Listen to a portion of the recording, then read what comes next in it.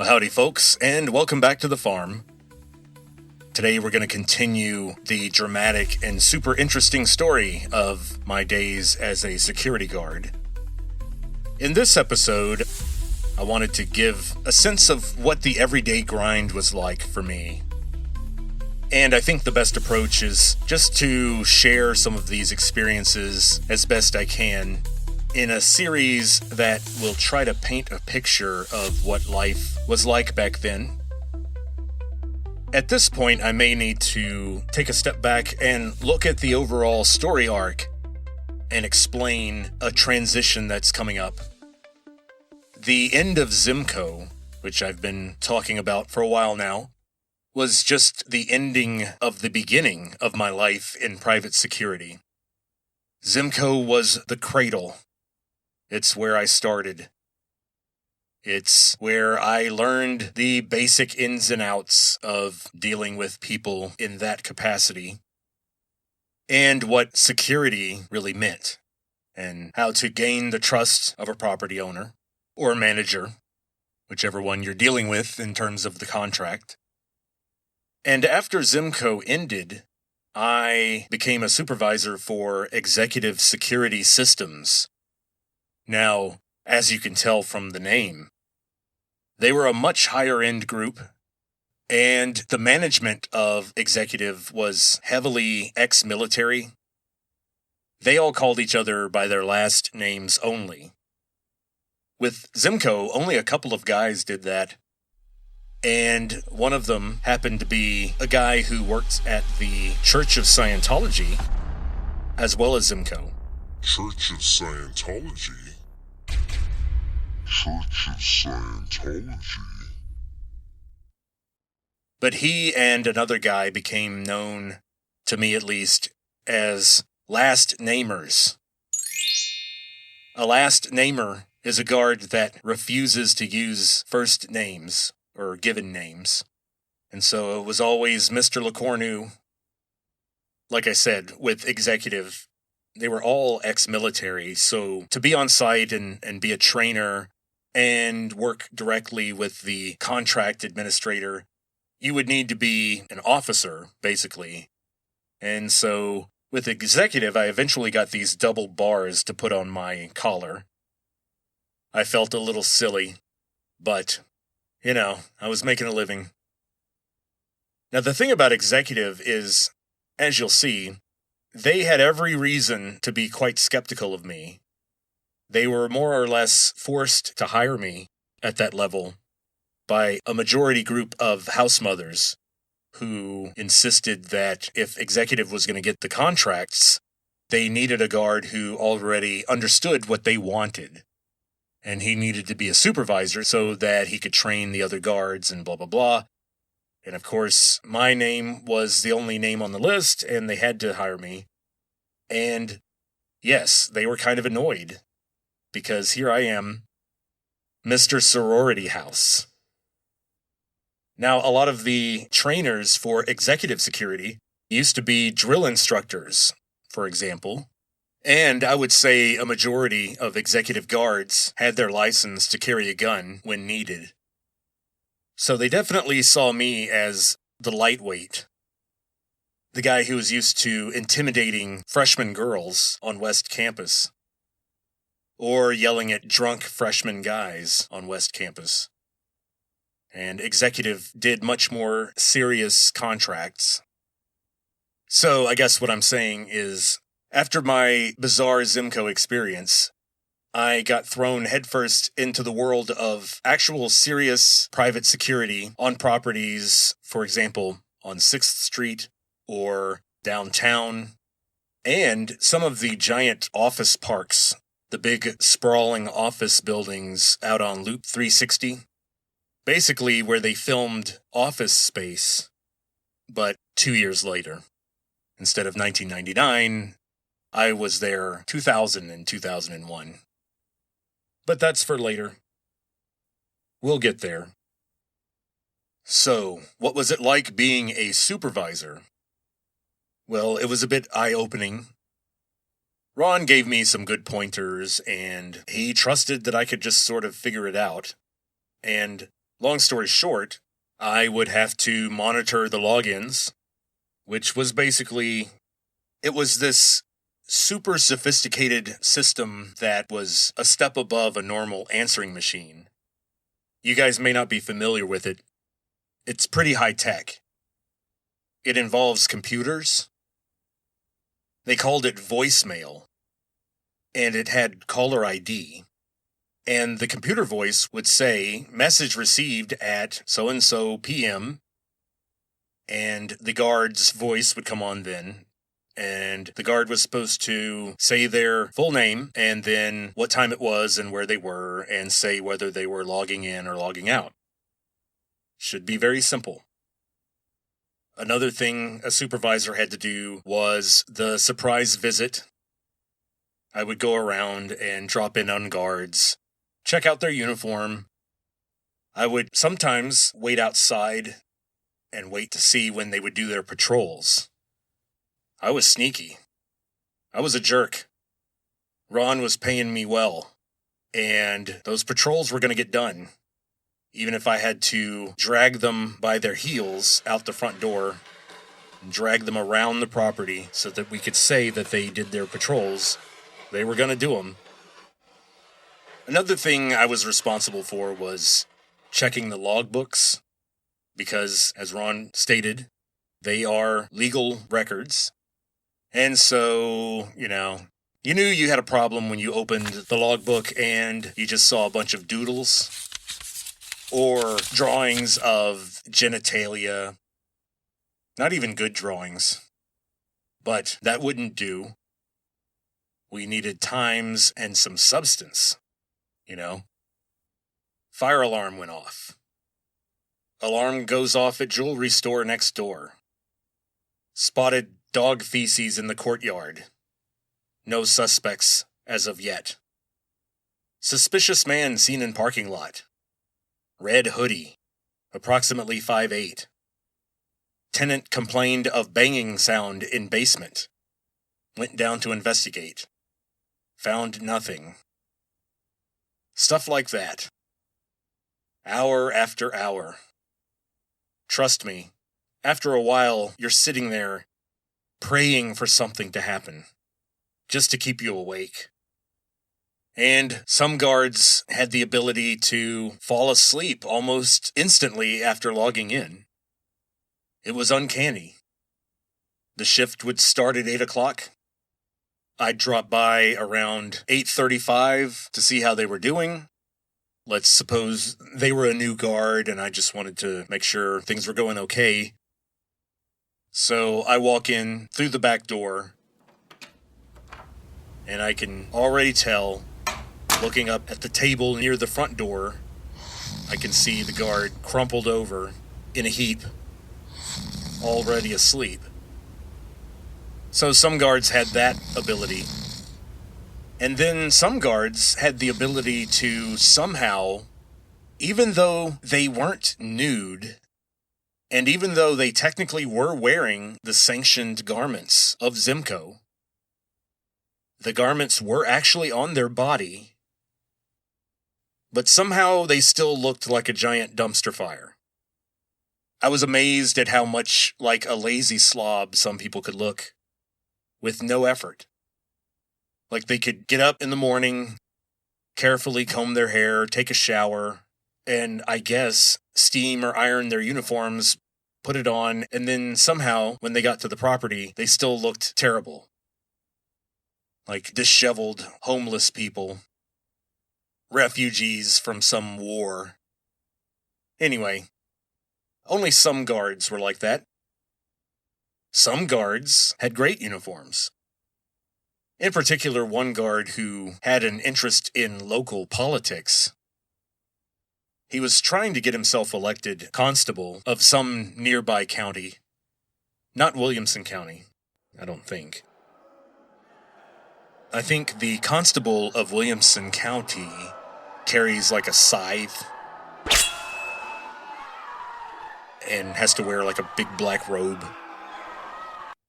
That's what I've heard. Not sure. But anyway, another power that was cool was that eventually after a few years of experience at being a guard, you could learn the power to sort of call your flashlight to yourself. Like if your flashlight was on the table or on the floor or something, you could just reach out your hand and use your will or your psychic energy, and it would fly up into your hand. I mean, some people called it the Force. If you want to be a Star Wars nerd and be weird about it, fine. But just thought I'd let you guys know we actually had that power. And of course I'm lying. That's not true. But it is important to be well connected to the tools of your trade. We did have one guard who I would officially classify him as a bone crusher, the term Ron would occasionally use. One way to spot a bone crusher is if they drove a motorcycle to the property. From what I had seen, if a guard shows up to the interview on a Harley, I don't know, we might have a tough guy on our hands. Another giveaway for a bone crusher was leather gloves with no fingertips. If he's wearing fingerless gloves, there probably are going to be some brass knuckles hidden under those leather gloves. Strange thing is that we did have one bone crusher who didn't use the big black flashlight. You'd think he'd be just swinging that thing around waiting to bash somebody's skull. But he was one of the first guards that I knew who bought one of those compact LED flashlights that has the little clicky button on the very back. And it just fits in your hand. You can't really use it for a weapon. The main thing, though, is it has a setting that's ridiculously bright. So you can just straight up blind somebody temporarily, very easily. More easily than with the big black flashlight. But I kind of liked the feeling of having an aluminum bat ready to go on my hip. And the cool thing is that the property that was the condominiums building, Greenwood Towers, when Zimco folded, it didn't switch over to executive. It went with this property management company that hired some ex-Zimco guards as their quote-unquote courtesy officers. And remember, I already told you in a prior volume that the Greenwood Towers gig was basically a glorified doorman. And that became even more the case after Zimco folded.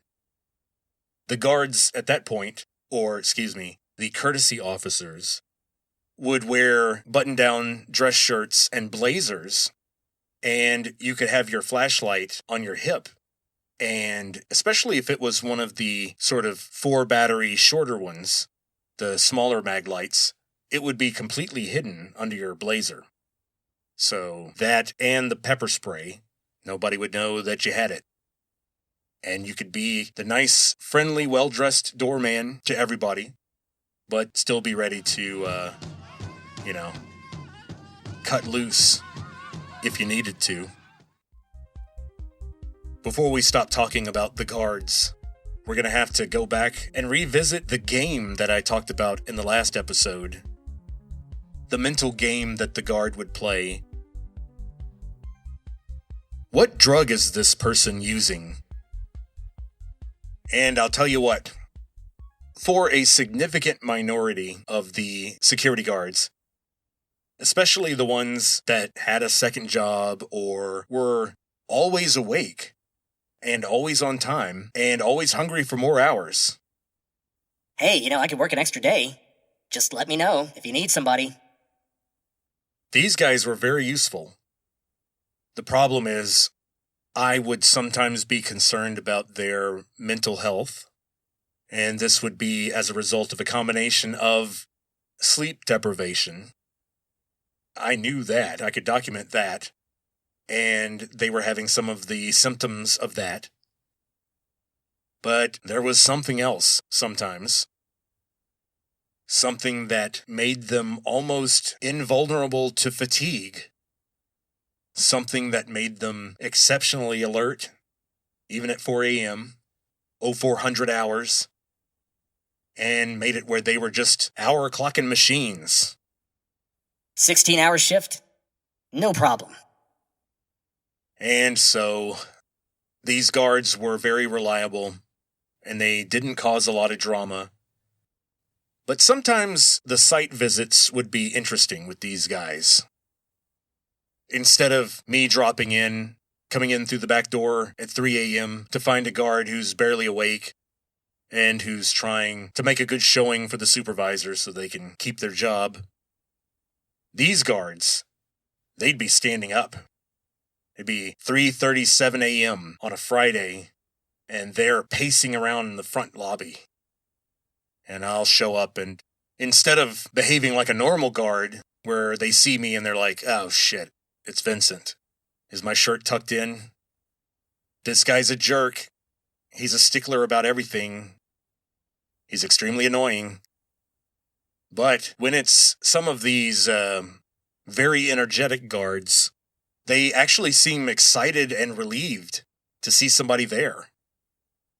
And you walk in and they're just ready to share the world with you, to share all the things that have been going on in their very, very busy minds. So I greet the guard with about as much enthusiasm as you can muster at almost 4 a.m. And he flashes a pleasant smile, but then I can see that there's some concern brewing. And he just looks at me and says, you know what? Since you're here, let me show you something. Now, any kid who grew up when I did watching Jim Carrey on that show in the early 90s, In Living Color, it launched Jim Carrey's career. I'm sure we all remember that show. And he had a character called Fire Marshal Bill. And they used makeup to give him the face of someone who had had some severe burn injuries in the past. And his catchphrase was, "Let me show you something!" And he would say that right before he did something extremely dangerous, or at the very least, risky or inappropriate. So I follow him on whatever mission we're about to embark on. And he takes me to the kitchen. And of course, my antennae go up at that point because, house mothers are very interested in what goes on with the kitchen. So if this guard is going to show me something I can bring to the house mothers, then I'm getting very excited. Because when the house mothers get excited, I get excited. That's just how I'm built. But we go in that kitchen, and as usual, it's a sea of stainless steel, polished panels. Most of the kitchens were a lot like the big kitchen in Jurassic Park, where the kids tried to hide from a velociraptor. So on this particular night, instead of 2 children and 2 dinosaurs, there were 2 security guards. So we walk basically to the middle of the kitchen, where some of the big industrial gas-powered ranges are. They would normally have like a 6-top there. And so the guard, with his fingerless leather biker gloves, points up to the ceiling to show me a stainless steel tube that's about 18 inches in diameter. And he's apparently worried about where that tube goes. And he starts rattling off a bunch of HVAC bullshit facts, like this is Nakatomi Plaza and John McClane is hiding in there somewhere. And we're going to have to shoot through the ducts to make sure that Hans is pleased with our performance. And so what did I do? Did I explain to him that there's no way someone is going to crawl through that tube to get into the kitchen? And even if some resident who's petite enough to pull that off tries it, I would be tempted to give her a medal and praise her for her out-of-the-box thinking and her extreme determination to get her cereal after midnight. And while we're on the subject of Nakatomi Plaza and John McClane, I'm sure most of you recognize that that's from the classic film Die Hard from 1989. And don't think that I didn't constantly bear in mind that when Greenwood Towers, as I said just recently, when they switched from Zimco to their property management company and their quote-unquote courtesy officers started wearing button-down shirts and slacks and blazers. Don't think it didn't occur to me that that made us look exactly like the security guard in Die Hard. And of course, he's the first guy to get plugged. The bad guys, of course, shoot the security guard, and they replace the glorified doorman in the lobby with one of their own terrorists who has his own little blazer and his own button-down shirt so that he can blend in to Sweet Talk LAPD later when they show up to investigate the noise. So what did I do? Did I say, dude, you need to lay off the uppers?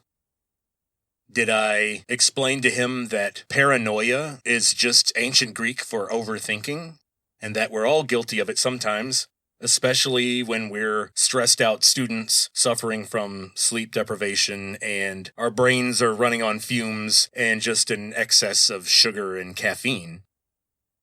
So, I just commended him on his attention to detail. I told him I'd look into it. I liked the guy. He showed up on time.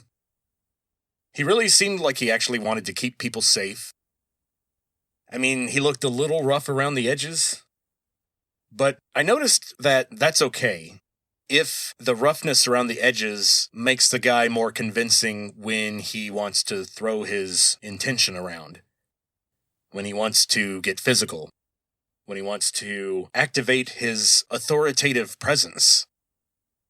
Sometimes the guard who looks like he cleans up really well, and he definitely shaved that day, and he got a recent haircut, but you can kind of tell that, he's just a manslaughter case waiting to happen. Just waiting for someone to say the wrong combination of words at the wrong time. So this guy, he had a look that he could handle some physical situations, but he combined that with a genuine kind of sweetness. And for a security guard, I think that's the magic combination. House mothers can't resist it. People can kind of smell good intent. I think the average person has a really good detector for a good attitude. I think there's a reason why so much of our communication is nonverbal. Humans are good at it, and when someone has a bad attitude, their nonverbal communication is very clear. So if you've got good intent, you'll tend to give off a good attitude, and then if you add some good grooming habits and a nice pressed uniform on top of that, you pretty much have it made. Despite the amphetamines, and despite the fact that this was one of the guards that refused to eat the meal that the kitchen made for the guard. And I tell you what, I don't remember, but there's a good chance I took the meal. If I show up at 4 a.m. to check on you, to see how you're doing, and the client has spent money to prepare a nice meal for the guard, and you're not going to eat it because you're paranoid, well, I'm paranoid, but I'm also a starving student who needs food, and I'm going to eat your food if you don't want it. People don't realize that your brain works overtime when you're sleep deprived, and 1 out of every 5 calories that you consume goes to just keep your brain running. 20% of all of your calories is just designed to keep your brain on. Because remember, your brain has to produce electricity. That's going to take some calories. And because of the way the brain works, big chunks of it are on all the time. And so, whether it's just daydreaming and breathing or doing calculus homework, it's still going to kind of use almost the same amount of calories. So it's a little frustrating. I have not read anything that would lead me to think that you could lose weight through mental exercises. Apparently, that's not how this works. But the strange thing is that unlike muscle, which can burn sugar or fat, or even its own protein in a pinch to keep moving, your brain is pretty much screwed when it runs out of sugar. Your brain cannot burn fat. So you definitely can't lose weight by memorizing decks of cards or learning a new language or something like that. You're going to have to get out there and run or hit the weights or something. But that's why humans have evolved to be the most sugar-crazed animals on Earth.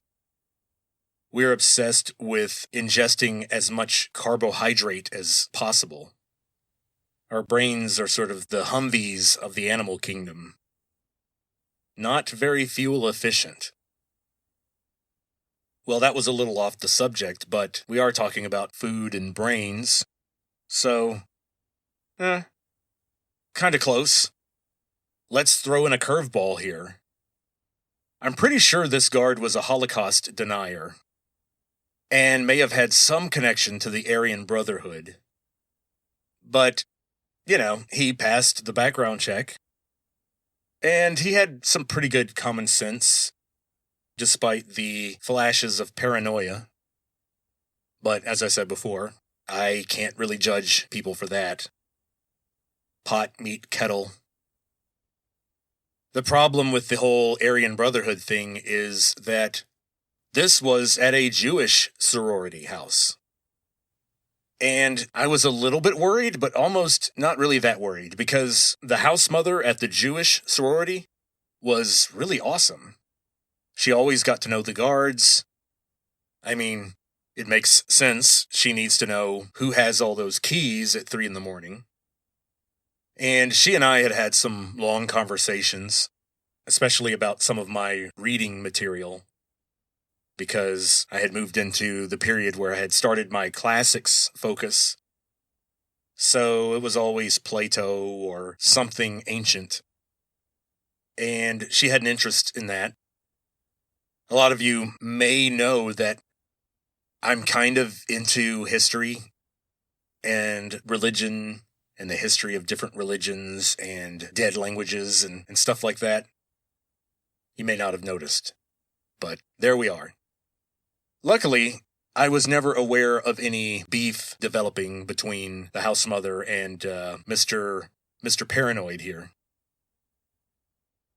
Lucky for me, there was a small but significant minority of guards that did figure out that if you wore the tie and you learned people's names and you didn't act like a weirdo and you stood up straight, you showed up on time, you do your rounds, you kind of have an easy job. It's not roughnecking it on an oil rig. It's kind of like being a cowboy for expensive cattle. That's how I thought of myself. Just an old cow hand on the Rio Grande. Well, more like on the Colorado River. And I wasn't living on Rio Grande yet, but a couple of the properties were on Rio Grande, that famous candy lane of innocence and youth on West Campus, a few blocks west of the drag. So enough about the guards for the moment. We're going to have to talk a little bit about Delta, Delta, Delta. The Tridelt House. And I think a lot of people have seen that sketch from early 2000s, Saturday Night Live, I think, where the sorority girls are answering the phone. Delta, Delta, Delta. Can I help you, help you, help you? And they were sort of leaning into the stereotype that Tridelts were a little more rambunctious or problematic than most sororities. The one thing about Tridelt is the house itself was pretty impressive. If I recall, it was probably the biggest and most expensive structure of all the sorority houses. They vary quite a bit in size and architecture. But Tridelt, at least back in the 90s, it was like a big house, a big white mansion. It looks like a plantation. You get a whole Django Unchained vibe. And instead of a house mother, you're expecting to meet a creepy Leonardo DiCaprio in a hansom cab. They spent a lot on landscaping. For people driving by, that means the flowers are going to be beautiful and there's like tulips and the grass is perfect. But for the guard who has to do patrols in the middle of the night and has to check some of the problematic corners of that landscaping, What that means for the guard is that the place always smelled like manure. They used a lot of that worm poop soil, what do they call it, dillo dirt, and then just straight up manure to make sure their landscaping was really nice. And I think they thought that if you pour a whole bunch of mulch or that tree bark stuff over the manure and dillo dirt, it won't smell quite as bad. But they were wrong. I think it was probably for the best. The manure smell was a warning. You knew when you set foot on that property that you were literally wading into a land of bullshit. An entire ocean of bullshit when you set foot on that property.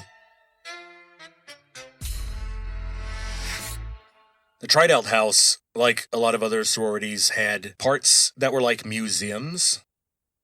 Sort of like rooms that were just used for ceremonies.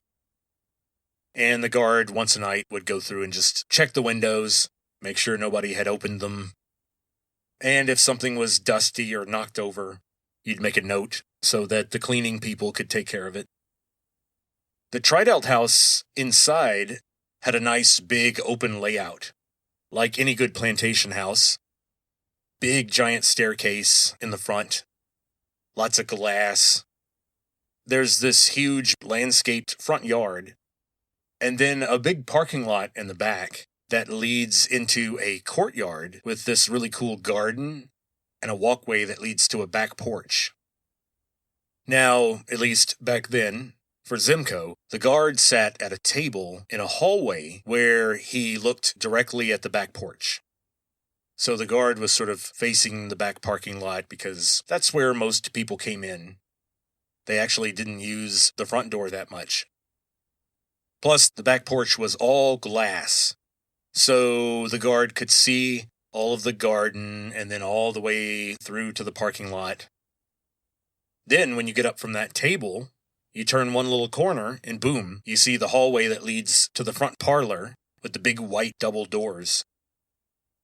Now, when I first started guarding the Triedelt house, I, of course, was very concerned about people hiding in the bushes or waiting to attack a girl when she walked out through the back porch, going through the garden to get to her car in the back parking lot. So I focused a lot on that back parking lot and checking the garden. But I'll go ahead and tell you guys about the most intense and dangerous situation that I ran into with the Triedelt house. And it had to do with that garden. Because apparently, some of the residents had been leaving food out on plates in the garden, and that food was being eaten by some combination of local feral cats and local raccoons. Now, it seems that whoever was feeding these animals suddenly stopped doing it, and I was suspecting it was because they had moved out of the house. It was probably somebody who graduated or got an apartment or something like that. And so, it appears that the raccoon was a little bit annoyed. It appears that the raccoon was demanding some sort of 30-day cancellation notice or something. Because my pager goes off, asking me to go to Triedelt to deal with the fact that the residents are scared to go through the garden to get to their cars in the back parking lot because a very large raccoon has been chasing the girls when they try to go through the garden. So, I show up, and we do a lot of things. We call animal control, and they bring over a trap. Now, it's just a little kennel with a trick door. It seems like it's open, and if you go in to try to get whatever bait you put in the back of the kennel, the door will snap shut, and the animal won't be able to get out. And so that was the plan. And so what I did was I sprayed different combinations of bleach and water, and then pepper and water in different areas of the garden. Supposedly, that discourages raccoons from setting up shop there. And it just annoys animals in general. So, I forgot what I used for bait. sorry guys, I don't remember if it was a can of tuna or something like cheese and peanut butter. You want something that's enticing but also has a strong smell. And so you guys probably know what's going to happen next. I go out for a patrol and I check the trap, and there's a cat in there. One of the local feral cats. And boy, is it annoyed. It gives me this look like, what the hell, man? It had definitely helped itself to the bait. So I manhandled the trap door to get it to open so that the cat could run out. And I put more bait in there. And I come back the next hour, and you guessed it, the same cat's in there. And now he has a look like, what the hell, but also kind of yeah, you got me. I should have known better. It was the same bait, the same trap. So I opened the door, let him out.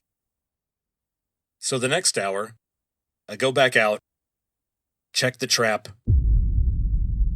and ladies and gentlemen, we got him. He was in there. And he did not have a look like, what the hell, man, or, hey, let me out. He was furious. This was not in the contract he had signed at all.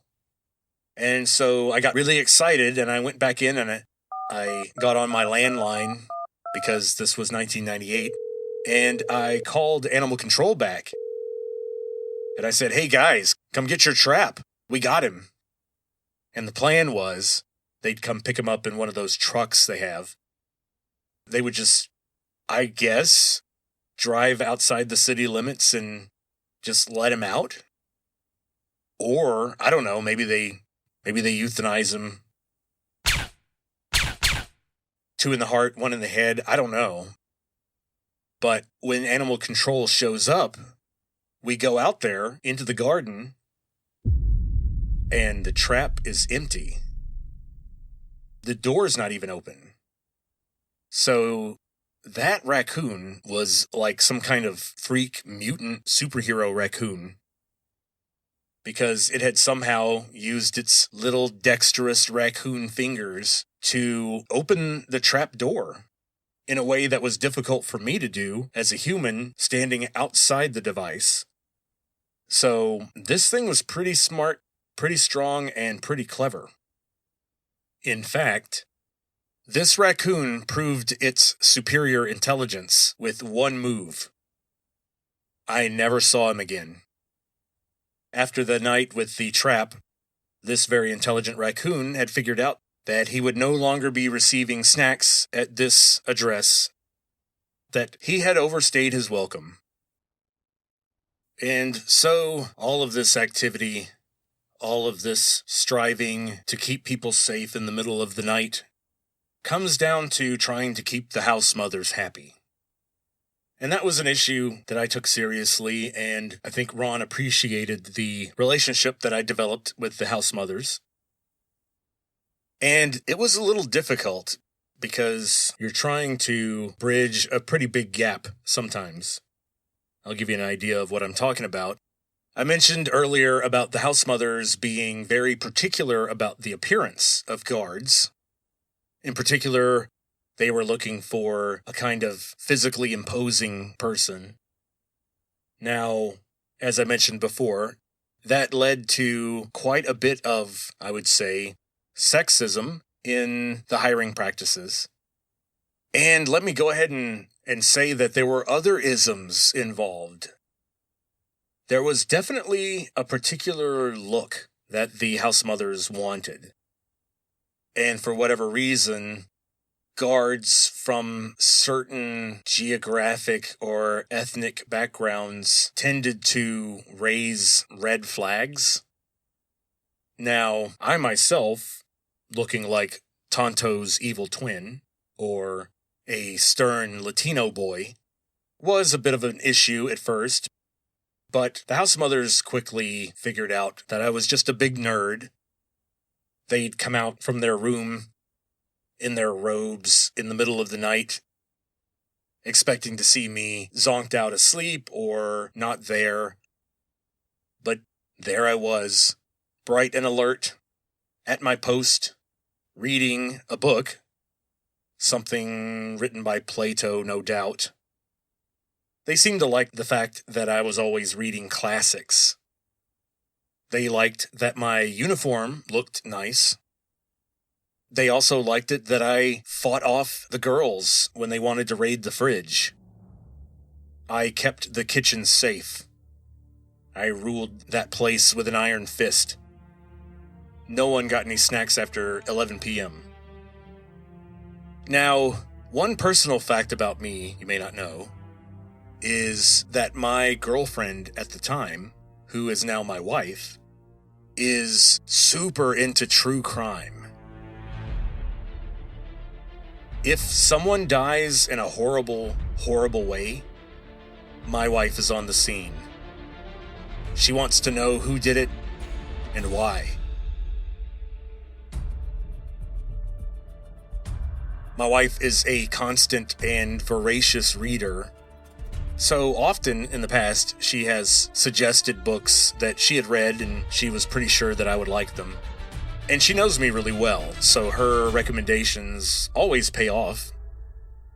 So back when I had more time, I would act on her recommendations and read some of this stuff. Now, bear in mind that for me, in the late 1990s, reading for pleasure was a pretty perverse idea because I already had to do an ungodly amount of reading for my classes. I had to suffer through blowhards like Kierkegaard and Sartre and Hume and Marx, and I just wanted to watch Jerry Springer. But thanks to my wife, I did read a cinder block-sized book about Ted Bundy. I also read a super depressing book written by Jeffrey Dahmer's father. Now, the problem you might be thinking here is that you don't want to read these kinds of books while you're guarding a sorority house. Most of you probably know that Ted Bundy murdered dozens of young women, and I looked it up. About 1 out of 10 of his victims were in a sorority. Sorority girls were big on Ted Bundy's list of people he liked killing. And this book that my girlfriend gave me had a big close-up photo of Ted Bundy's face, especially his eyes, staring at the camera, staring at you with his soulless, lustful, psychopath, baby blue eyes. And then the title of the book in big red letters, right under those eyes, is The Monster Inside Me. And so that's just not good. If I'm going to work, I'm not bringing that book because I don't want that image anywhere around me. And the title is just priceless. I mean, come on. And so here's where I'm going to tell a very dark story where I manipulate an elderly woman. I use my girlfriend's obsession with true crime lore to further my own financial interest by scaring an old woman. So, yeah, it's pretty bad. It's kind of cathartic for me to get this off my chest, you know? Now, first off, I gotta say that me using the word obsessed is kind of hypocritical. No one tips the obsession scale like Vincent here. And, add to that, I'm obsessed with much more boring and tedious and weird stuff. So, my girlfriend is very much in the normal human interest zone. Well, maybe on the far edge of normal. But, my wife loves reading about the Zodiac Killer, whoever killed the Black Dahlia, and I think they found that out recently. The BTK Killer. Now, BTK stands for Bind, Torture, Kill. That's pleasant. And then, recently, they did figure out who the Golden State Killer was. Recently solved with some clever use of DNA evidence. I'm not going to do an episode on that because my wife could totally do a better episode on that incident than I could. And thanks to my girlfriend, now wife, I even read the Patricia Cornwell book where she presents her theory on who Jack the Ripper was. I read that book twice. So, needless to say, I found her pretty convincing.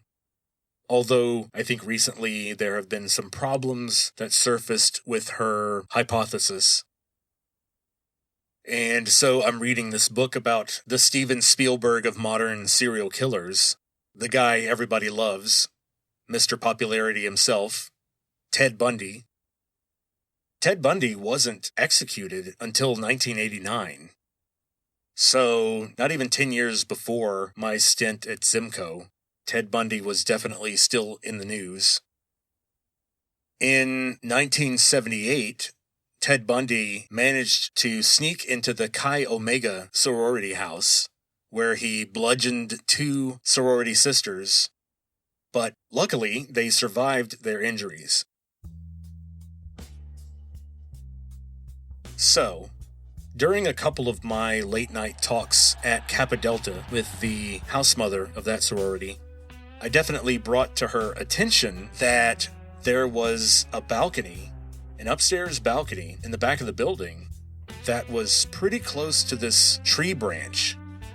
And I showed her how someone like Ted Bundy could climb that tree, climb out across that long branch, and actually get onto that balcony and gain access to the building without ever having to get past the guard. Now, let me tell you, house mothers love this kind of stuff. If they see that the guard is actually studying the property and doing research on break-ins of sorority houses in the past, and they're recommending how to avoid specifically the kind of attacks that Ted Bundy committed, that's golden. They love that stuff. So that was sort of the bread and butter of my job. Whether it was fighting raccoons in the Tridelt Garden, or frightening elderly women with stories about serial killers. All in a day's work for a Zimco supervisor. And so, I think we'll have to resume the saga and see where my career goes next week. I think I'm going to have to stop recording and working on this episode and go wrap some pipes or buy an extra jacket or bring some plants in or something. Because it looks like we've got some rough weather coming. But before we start to wrap up, I'm going to do something that might reflect an excess of ego or self-confidence. I struggle with that. But I'm going to go ahead and play the rap song again, right now. Because it appears that on some platforms, the timing of the ads messed up the experience for some people. Now, there's nothing stopping any of these platforms from tacking on an ad in the next 30 seconds and messing up the experience again. So, here it is, again, the second debut, if that's an acceptable term, of my magnum opus, Sorority Security Guard. We be getting it done. So let's take another listen. Here we go.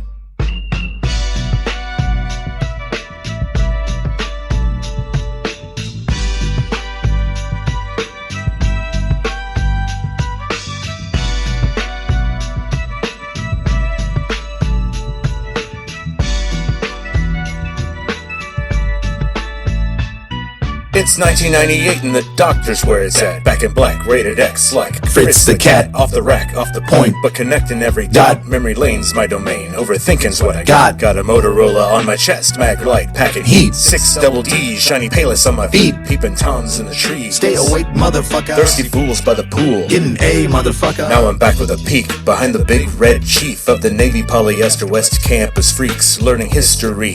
A conspiracy. The only credit I had was on these Austin streets. Some say I'm not a gangster, but I did get shot. Now my old roomie's mad cause the evil doc's still been in the block. Now you just watch when the sequel drops, and Spoiler alert. I foil the plot. Sorority! Security guard. We be getting it done. Sorority! Security guard. We'll be working graveyards till they put us in one. Ancient Greek motherfucker. VGL motherfucker. Demon Realm motherfucker. Oh yeah.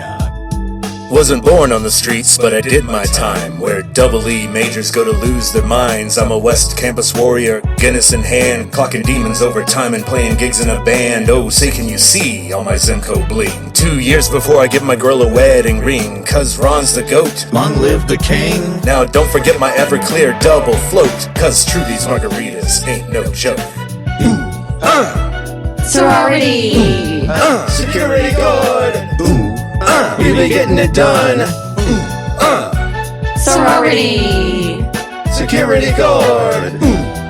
We'll be working graveyards till they put us in one. Now I'm sleeping 3 hours a night.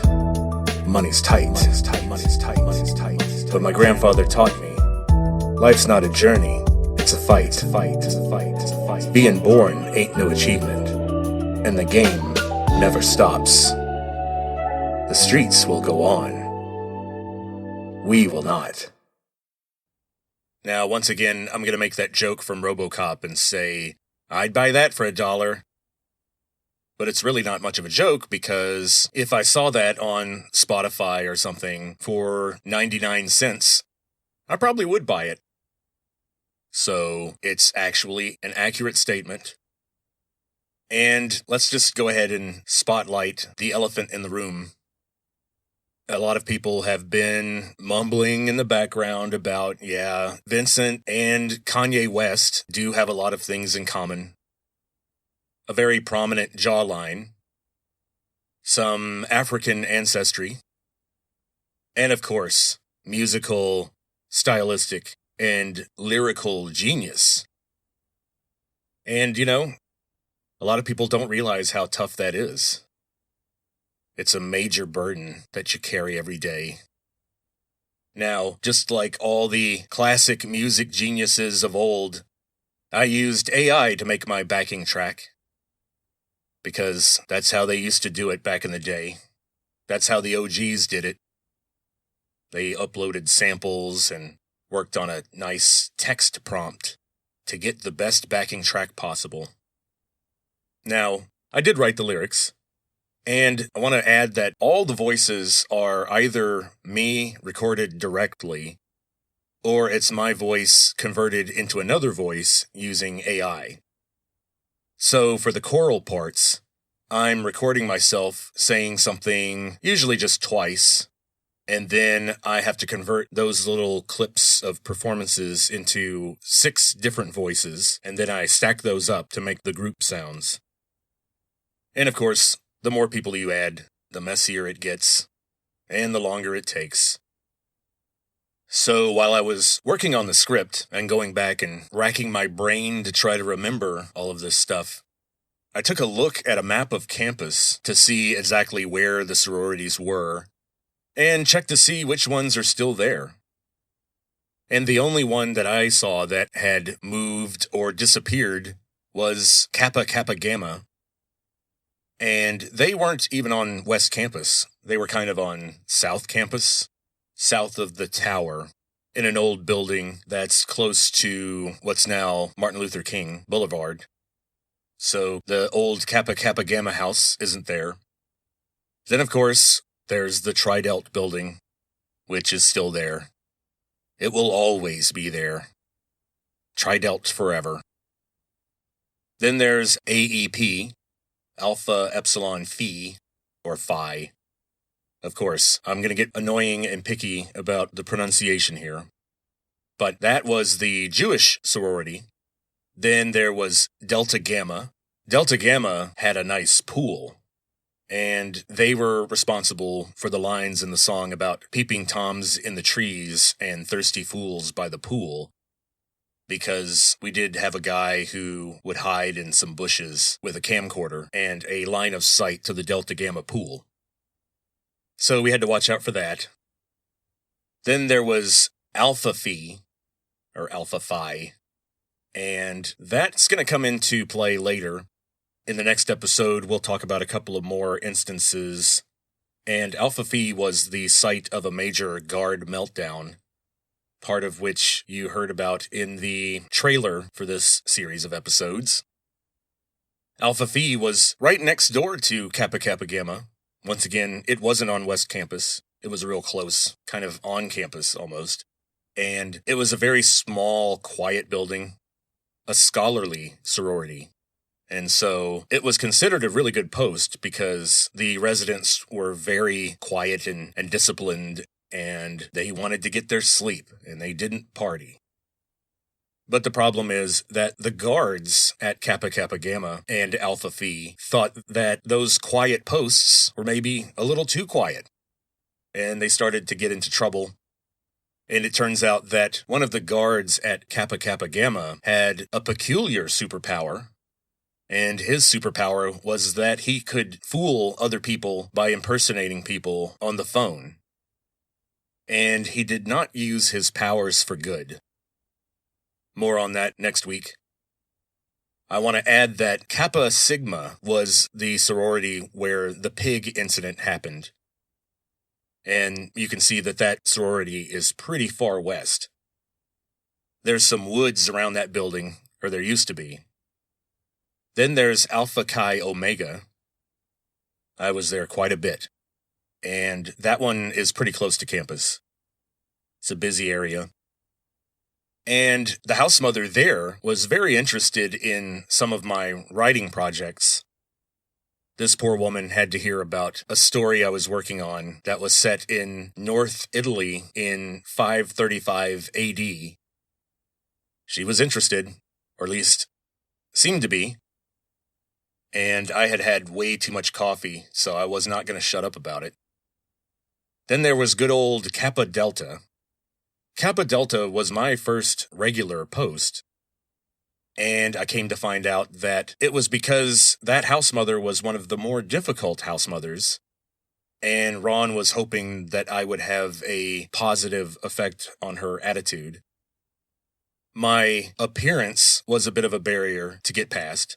But, as I mentioned earlier in this episode, I had my methods. When I have my back up against the wall in the sorority security business, I break out Ted Bundy. I think to myself, what would Ted Bundy do? WWTBD. Just kidding, of course, you would never do that. I would break out Ted Bundy as a method of scaring people, as I covered earlier. If you're in the security consulting business, it's sometimes not a bad idea to scare people a little bit. I mean, that incident in 1978 where Bundy broke into that sorority house actually happened. So I wasn't lying. Okay, well, we'll leave it for there for now. In the next episode, we're going to wrap up my time at Zimco. The end of Zimco is coming next week, folks. Buy some extra Kleenex, if your store shelves aren't empty right now. But you're going to need some tissues, because it's a doozy. Many tears were shed. We'll also catch up with what was going on with my personal life at the time. I kind of skipped over the band I was in shortly before I got out of the dorm. I also need to talk about that house-sitting assignment that we took on the summer of '98.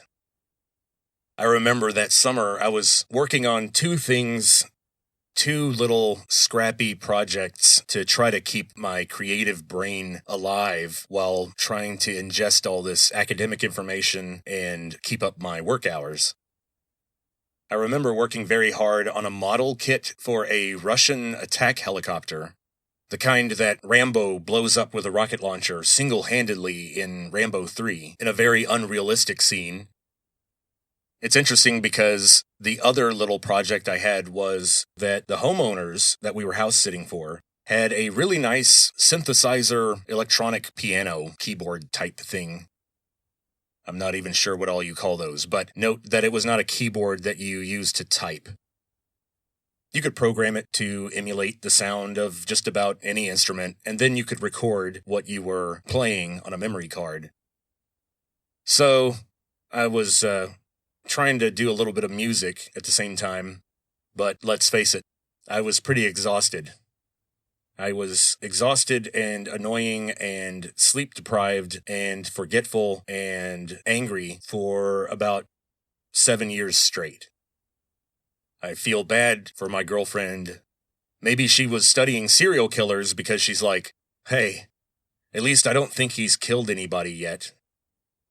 You know, when you're annoyed with your boyfriend, you kind of take a deep breath and you think to yourself, at least he's not Ted Bundy. At least he's not Jeffrey Dahmer. He hasn't eaten anyone yet. I'll cut him a break. It's weird to think about that keyboard because in 2026, I'm planning to buy a very similar one. They're not very expensive, especially now. Basically, I want to use it to try to brush up on my actual music performance. You know, this AI is making me competitive. Every time the AI gives me something, I think to myself, could I play that? Could I sing that? So who knows, maybe it'll be a positive thing.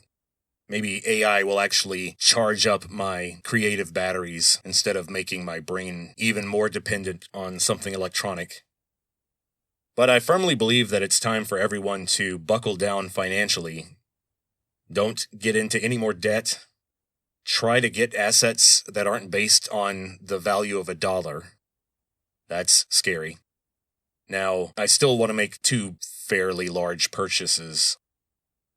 Purchases that aren't that big. I mean, they could probably total each less than $1,000. So, it's not like buying a car or something. But one of these purchases will be a new electronic piano keyboard. And then the other purchase is a necessary precaution for entering the singularity. And that is going to be an M1911, which is a very classic, reliable, showy, overpowered 45 caliber semi-automatic pistol that I have a sentimental connection to because it was the standard issue sidearm for the Army. It features prominently in a lot of old movies. We're going to talk about me moving on to executive security. And instead of guarding the kitchen, I'm suddenly up to my eyeballs in corporate espionage, where internet startups are using spy developers to steal information from the company. And now at 3 a.m., I have to go in and try to get into everyone's desk. That was one of my executive jobs. I had to try to guess passwords all night. I would just go into the suite where the programmers were, sit down at one desk and just start looking at all their paperwork. Start opening drawers, looking for stuff that was considered confidential. And we had a little notepad where we could write people tickets for violating some of the anti-espionage rules. But the company didn't do well.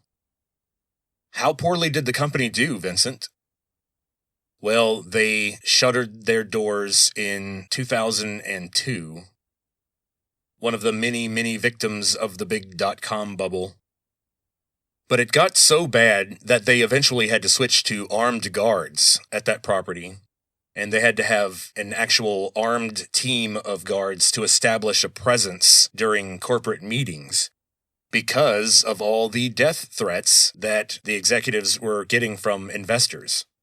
In particular, I remember there was this character online. He called himself Rumble Duck. And Rumble Duck had apparently invested a lot of money in this company that we'll talk about. And he had lost every bit of it. And he would write online about his extensive collection of firearms and how much he wanted to come down to this building and try them out. see how many people he could get rid of that he didn't like, that had lost him a lot of money. And so, before we close out on Zimco, I have a couple of more Zimco stories that we'll cover, including some of those weird, surreal room raids at Harden House, where we suspected that a man was inside the building. And of course, we're talking about someone who was known to the residents and had been invited in. So, until then, stay out of trouble, or you will face the wrath of the ultimate cockblocker. So until then, talk to you later.